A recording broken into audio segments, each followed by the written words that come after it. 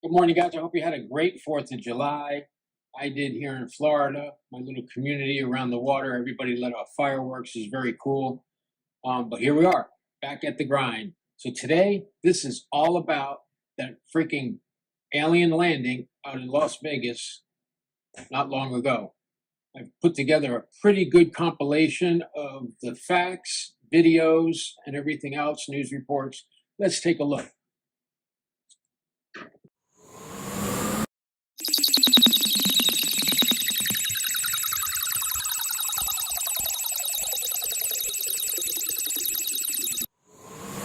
It's hard to make out what's going on, but effectively in the backyard, when his parents came out and things were a bit chaotic, he did take some cell phone video.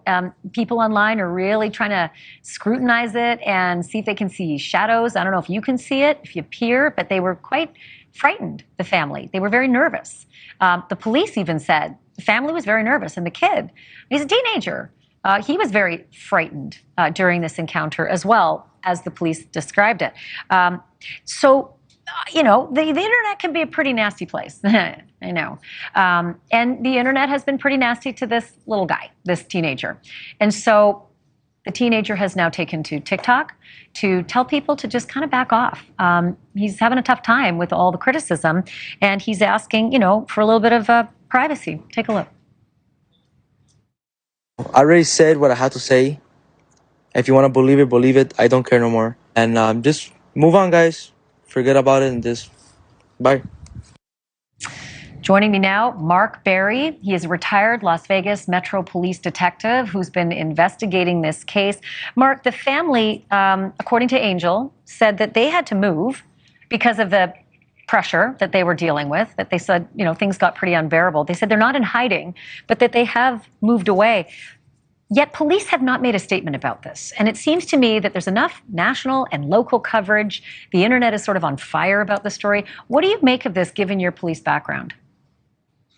Well, the reason they're not making a statement in general, and this goes with any police department, is they're currently investigating a crime. They don't want the information out there.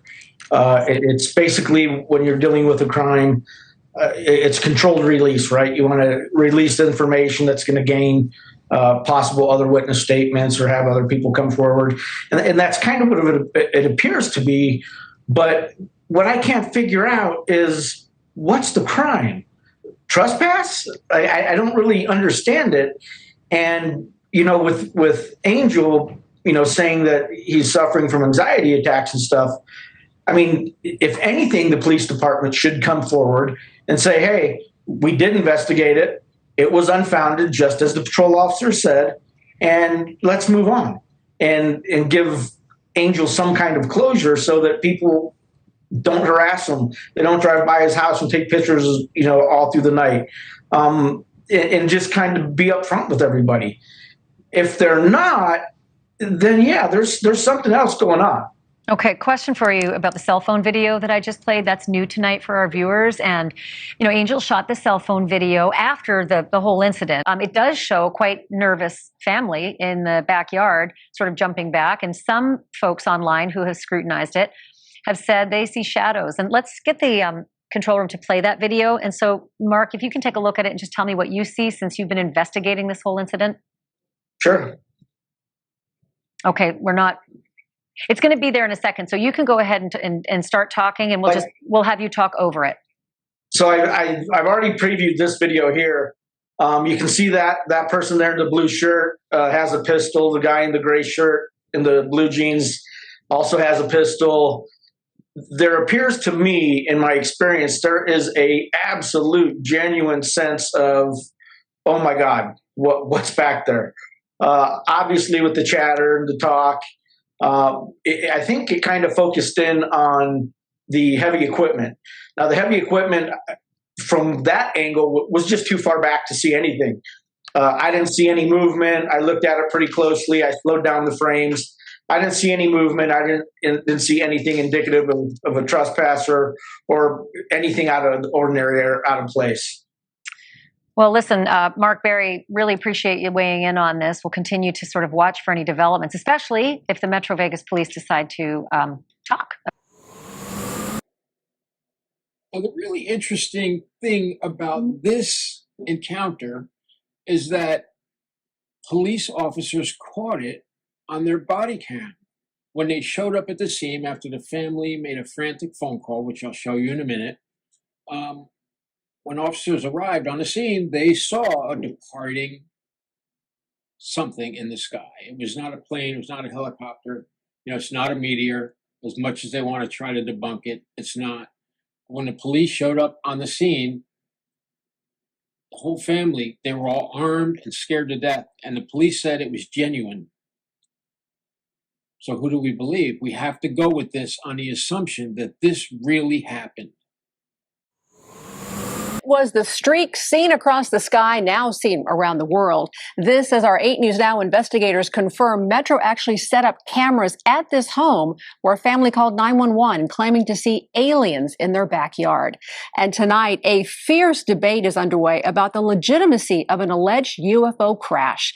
Good evening, I'm Janice Valdez. And I'm Brian Loftus. Our 8 News Now investigators reporting about terrified members of a local family who told police they had aliens in their backyard. Chief Investigator George Knapp here to piece it all together. You know, as with all things UFO, the public debate is ferocious and ongoing. Was it all a hoax? Were we duped? Was it all an evil plot, a cover-up, all of the above? We took another look at the hubbub to separate wheat from chaff.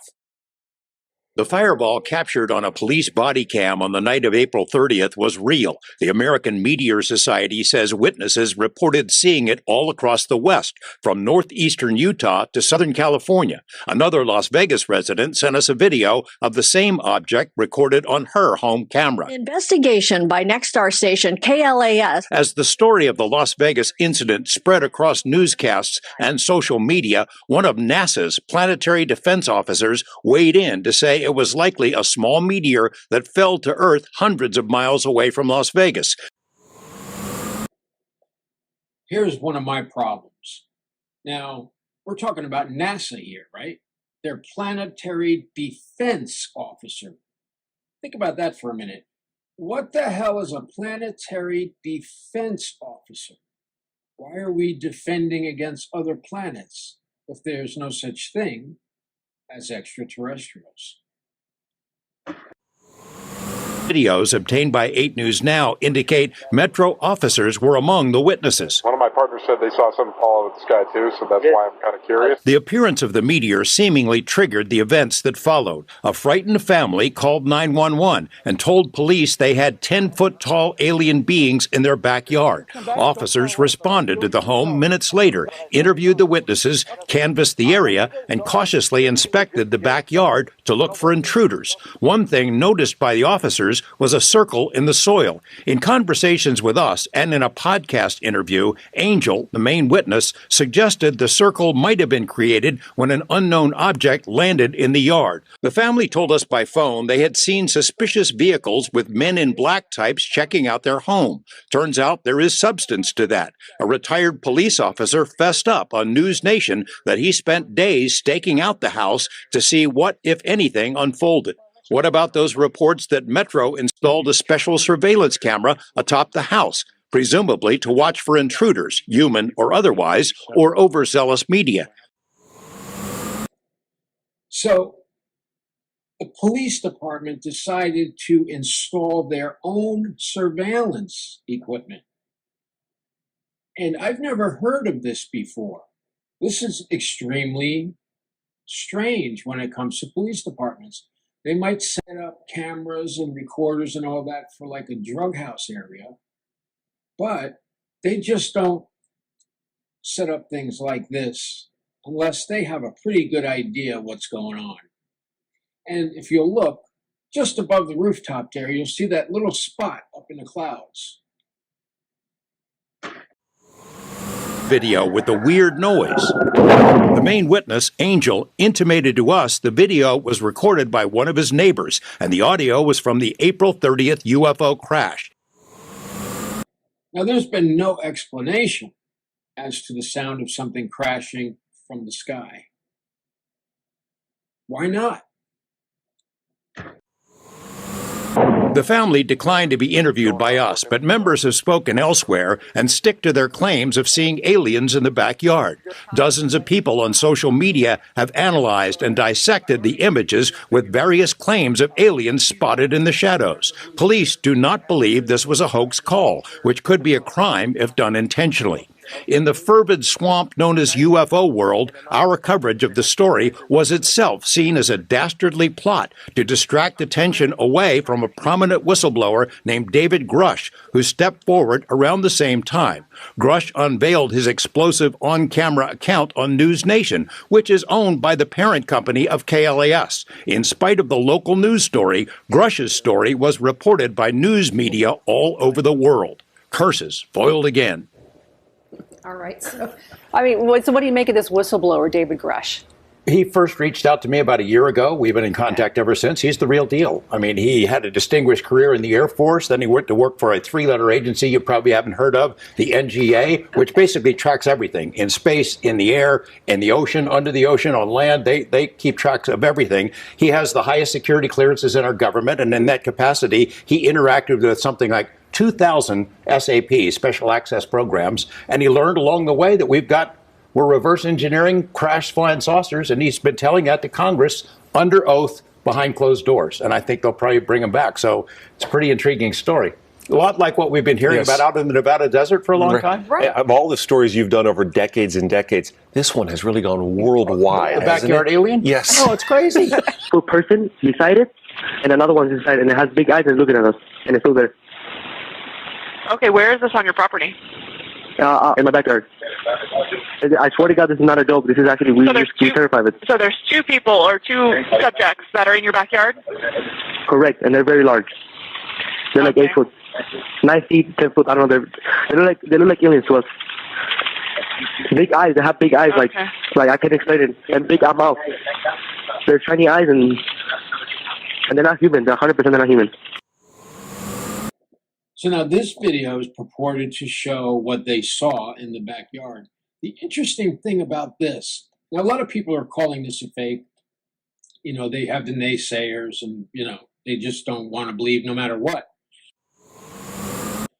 What makes this real for me is when you see the creature or whatever you want to call it, alien over there on the side, look at the grass and the bushes around it, and you will see those move when the alien interacts with that particular brush, grass blade, or whatever.